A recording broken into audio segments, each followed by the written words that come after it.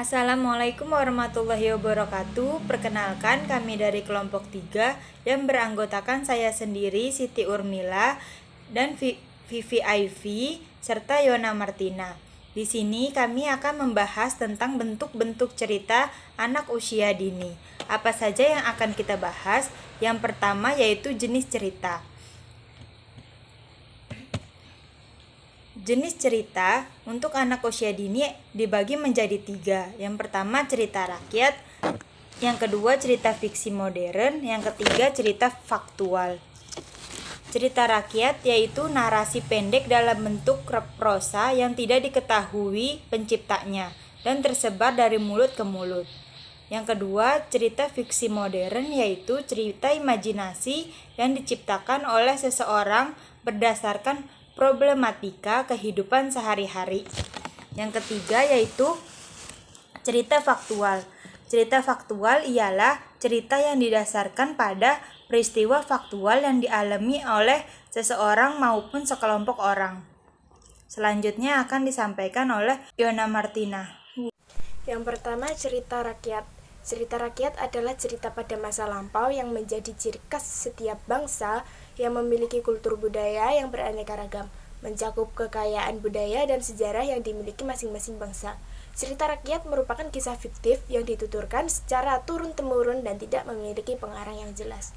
Adapun jenis-jenis cerita rakyat ada 3, yaitu yang pertama legenda, merupakan cerita rakyat zaman dahulu yang berkaitan dengan peristiwa dan asal-usul terjadinya suatu tempat. Legenda juga merupakan cerita yang turun-temurun dan kadang dianggap pernah terjadi di zaman dahulu. Yang kedua ada mite, merupakan cerita yang dianggap benar-benar terjadi dan sakral oleh pendukungnya. Mite dapat juga mengacu pada cerita tradisional. Yang ketiga ada dongeng, merupakan cerita khayal yang dianggap tidak benar-benar terjadi.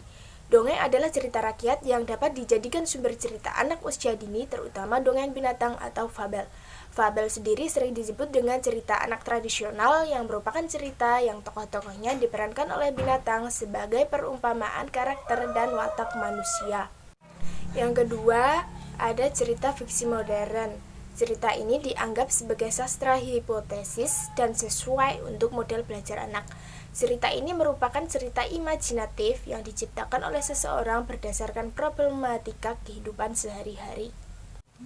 Yang terakhir ada cerita faktual, merupakan cerita yang didasarkan pada peristiwa faktual yang dialami oleh seseorang maupun sekelompok orang. Cerita ini berisi peristiwa penting yang dialami oleh seorang tokoh.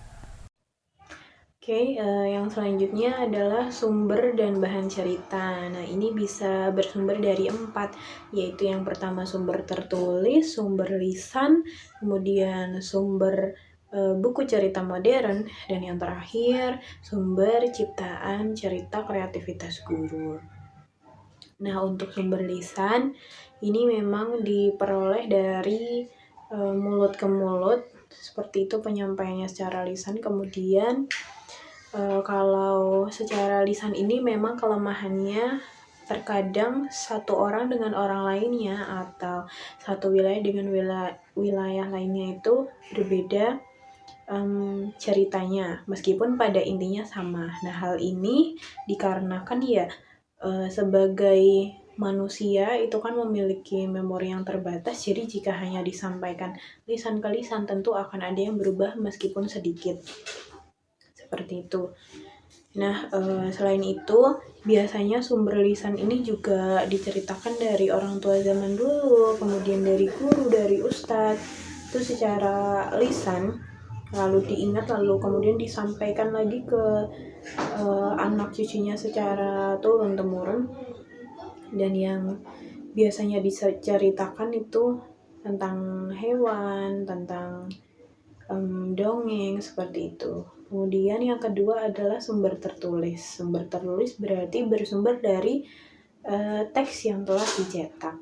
Bisa dari buku cerita, kemudian majalah, dan lain-lainnya, yang mana di situ ceritanya secara tertulis.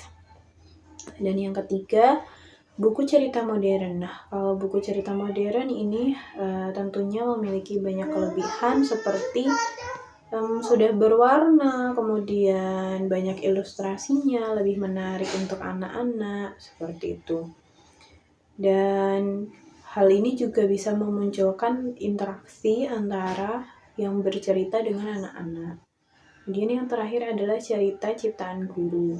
Cerita ciptaan guru ini tentunya memerlukan kreativitas dari guru itu sendiri. Jika guru yang kreativitas, tentu misalkan jika ada anak yang bermasalah, nah dia bisa menciptakan suatu cerita yang tentunya diselipi pesan moral atau nilai-nilai yang berkaitan dengan permasalahan yang sering dihadapi oleh anak. Misal, kita membuat cerita tentang keutamaan berbagi, kemudian menolong orang lain, dan sebagainya. Nah, dari situ, jika dibuat cerita, maka anak akan lebih mudah untuk paham dan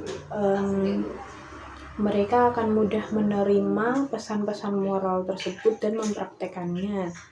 Seperti itu.